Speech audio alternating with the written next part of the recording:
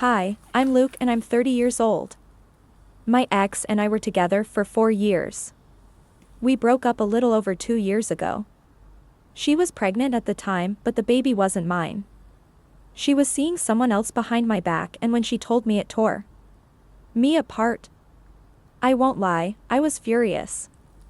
I felt betrayed. I cut off contact and tried to move on. The man she left me with disappeared completely. He never came forward. He didn't even put his name on the birth certificate as far as I could tell. He raised the baby on his own. I didn't reach out to him either. I assumed it wasn't my job anymore. He reached out to me from everywhere. He's seriously ill. He didn't say how much time he had, but it didn't seem like much time. We met up and he asked me something I never expected. He asked me if I would look after his son after he was gone. His family is either estranged or unreachable, and he doesn't trust the foster care system. He told me that I was the only person who made him feel safe. He said that even after everything, he trusted me more than anyone else. I couldn't speak. I didn't know what to say. Part of me still feels hurt about how things ended. And this child isn't mine. I've never met him. But he's shown me pictures. He's told me stories. He's almost 2 now. A little boy who doesn't understand any of it.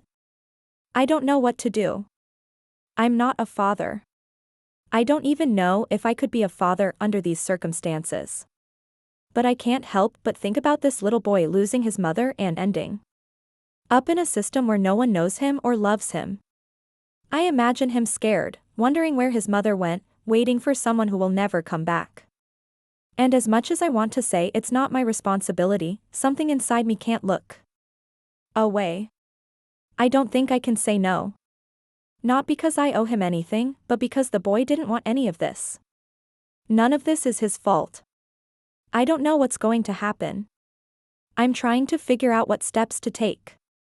I just know I haven't been able to sleep since he asked me. It's like my whole world has been turned upside down.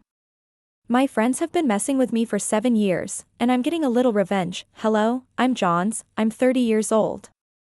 This is the only moment in my life that I've ever been proud of. The revenge happened about 5 years ago. I came from a wealthy family. We weren't rich, but we weren't poor either. When I was 8, my father was killed in a car accident by a truck driver who ran a red light. My mother had to work as a part-time escort to make some extra money to keep me and my sister alive. My little sister and I had to change schools because she was expelled from school for attacking a boy. She was autistic and would sometimes get angry to the point of violence. At my new school, I was immediately bullied because I was a trap. I was constantly tortured by a group of kids for 7 years. They made fun of my sister because she was autistic and said that I would probably follow in her footsteps by sucking cock for money like my mom. I was tortured nonstop every day. When I was a senior in high school, I decided enough was enough. I got my revenge in my last month of school. I had been studying their programs for the months before that. Where they went after school, when they left, when they got back, where they lived. There was a lot of perversion, but I don't know. Then, after a lot of perversion and planning, I was ready. First, a few small things. I drilled simple holes around their water bottles so when they opened them, it leaked everywhere. I ripped off the legs of their desks so that even the slightest pressure would break their desks.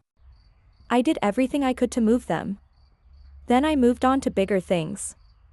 I sprayed their stuff with coyote urine and then filled it with animal feces. I destroyed their stuff beyond belief. They've done worse to me in my life and they deserved it. Now this is where it really gets illegal.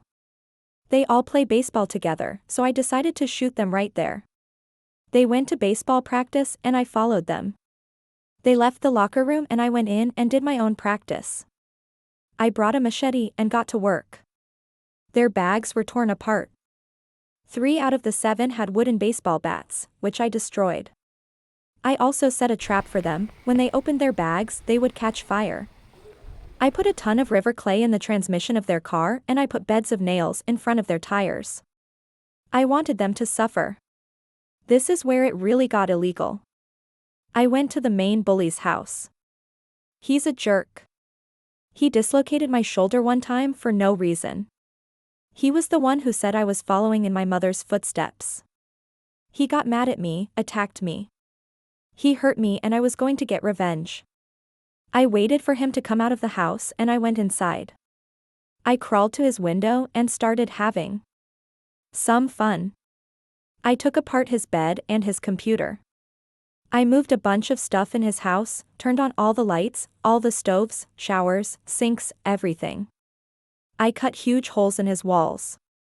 I put an ad on Craigslist advertising free anal for a petite gay man, and added his address and phone number. I downloaded a bunch of gay porn and viruses onto his computer. I changed all his passwords, even his internet passwords. On top of that, I applied the lesson I learned from my idol, the PB. I went up to his room, took some laxatives and covered his room in shit and piss. I wiped myself up, crawled back out and left. I left no trace of me there. But I think he knew. I heard that his electric bill was too high and he wouldn't sleep in his room. He started failing at a high rate, he realized it was me, attacked me, and got kicked out of school. I don't know if I had the right to do all the things I did, but I was proud and still am. My life started growing up on a small farm in northern Kansas. My father was a farmer and my mother was a cashier in our local town down a dirt road. We didn't have much and we made very little money. The best toy I had growing up was a balloon-shaped pig bladder that my 2 siblings and I could play with. When I was 11, things started getting tough at home because my father had a drinking problem because the harvest wasn't good that year. Like his father before him, he would come home and drink when he finished work, but unlike his father, he would not beat us unless we made mistakes. His father had left him and his mother to fend for themselves after World War II, so it was harder for me growing up. One time my father drank too much and hit my little brother Jamie. Jamie didn't know what to do and ran away during a storm at night. The whole family went looking for him, but we never saw Jamie again. This led to my father drinking more and committing suicide when I was 16. He tried to stab me. He will never try again. Hello, I am Thomas. First of all, I want to say that I am trying to be a man, not a good man. I was working in a secure prison now. I had a strange childhood, not a bad one, just a childhood that most people don't have. Both of my parents worked nights. My mother worked at a local bar and my father was a martial arts instructor. Instead of using a babysitter or a nanny, I had the option of going to work with either my mother or my father. What self-respecting little boy wouldn't decide to go to martial arts class instead of sitting at the bar? So I practiced 5 hours a day, 5 days a week. While I was capable enough to handle myself, I was not intimidating. I am not tall, I am not overly built. To be honest, I looked like cannon fodder to the inmates, but I was never one to accept a job and not do my job. I was not raised that way. I was pretty good at smuggling contraband out of prison and dealing with most situations. I had one kind of talent. When you're good at getting rid of things that bad people shouldn't have, you make enemies every now and then. It happened to me more than a few times. Usually, it was just a little bit of harassment, verbal abuse, and the occasional punch thrown. It was to be expected, after all, these were mostly violent criminals. One guy took it a little too far. Each of us had an old man named Tootsie. He wasn't very well intentioned, partly because of his early dementia and partly because of his age. He was friendly, usually very friendly to the staff, so we tried to pay a little more attention to him, to make sure the younger, stronger inmates didn't take advantage of him. He wasn't the kind of person you tend to think of as a security risk, at least not to me. That was until I felt a few sharp jabs in my ribs, strong enough but not enough to do any real damage. I turned and saw Tootsie standing there with a toothbrush in her hand. She had tried to stab me in the ribs several times. Notice I said tried. When Tootsie went to prison, a little time and a government-issued toothbrush would make a great weapon. The prison had already fixed that by switching to a brand of rubber toothbrush. There was no point in trying to sharpen them. I took the toothbrush from him and asked him why he tried to stab me. I guess I was in shock more than anything. Tootsie smiled without hesitation, pointed to another young man, and said, smiling, "Give me money." I believed him. I had taken a lot of contraband from the little punk, and he always gave me a hard time about it. I was faced with a decision. I could turn Tootsie in, he would be thrown in the hole and face additional charges, and the punk would get away with it because Tootsie's testimony would be a feather in his cap. Or I could ignore it for now and deal with it after I was locked up. I told you, I am not physically intimidating, and no one had ever had the chance to see me fight. I chose the latter option. I waited until I was locked up and started searching the common areas. It was a very common place for prisoners to hide their belongings before they were locked up at night because they couldn't risk being caught with a gun. It didn't take me long to find a good homemade weapon. I headed over to our little punk's room and opened his cell. Before announcing that a cell search was underway, I put on my leather search gloves and made a little show of wiping my fingerprints off the knife. I dropped the knife on the floor of the room and stepped on it before saying, "Look at this. An open weapon." He reacted exactly as I expected. He mentioned a trap and charged. Perfect. A clumsy, untrained right hand flying toward my face. Easy to block, easy to trap, and easy to break if you know what you're doing. 5 hours a day, 5 days a week, for 10 years. I knew what I was doing. There was a wet pop and I waited for it to hit the floor.